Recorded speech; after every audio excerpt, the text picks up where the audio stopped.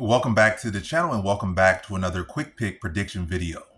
In this video, I'll be predicting the featherweight bout between Tommy McMillen versus Alberto Montes. And how do I feel about this one right here is I'll go low confidence Alberto Montes to beat Tommy McMillen.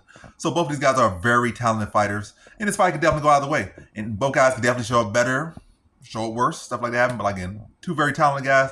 Who's gonna win it more? That's up for deciding. But who do I think is better right now? I think Alberto Montes. That's what's coming down now. Who do I think is going to win it more? Who do I think is better right now? Who do I think stylistically should be favored here? And I think that is Alberto Montes. I feel like he's the more technical striker, and I feel like he's the more technical grappler here.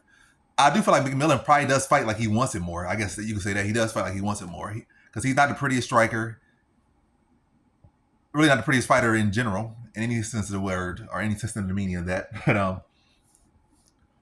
But he will scrap out there. He'll go out there, battle through adversity. So that could be a thing. Like if it comes down to that, he might be able to pull off a win that way. So again, this is not no average high confidence, low confidence. It's a low confidence pick, two talented guys. But technically, skillful wise, I feel like Montes is a better striker and better grappler. But at the end of the day, it's a fight. But again, I'm going with Montes here. I feel like he's a better striker than McMillen. I feel like I'm gonna say Big Mac, McNuggets, whatever his name, McMillen. His strike couldn't be very sloppy. Matter of fact, it's offensively. So let me slow down. It's offensively and defensively, oftentimes very sloppy. Is it effective? Yes. Against low competition he's fighting, yes. But against more skilled competition, that can be made. He can be made to pay for that, and this is definitely one of the fights where he can be made to pay for it. Offensively, defensively, striking wise, and grappling wise. Like I said, McMillen's still he's not that young. He's like 29, but he's still very new to the UFC. He just like going to be like a second fight in the UFC. I think Contender Series fight, had a phenomenal fight against Magoyan. He got a give me toss-up fight. I mean, not toss-up fight, but give me an easy win once in the debut. And now he's getting a stiff test. I really might want to say this is the best fighter he's ever fought in Alberto Montes. He's getting now in his second fight in the UFC after being given a complete layup. So a lot of different things there.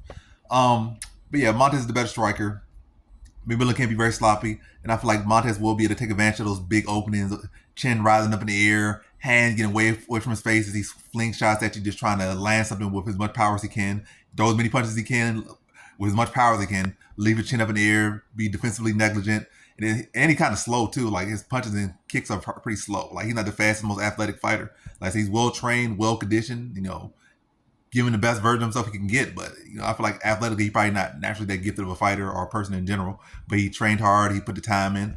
But you can see that when you watch fight, even though all that hard training and all these years of training, he still looks unathletic when he fights a lot of times.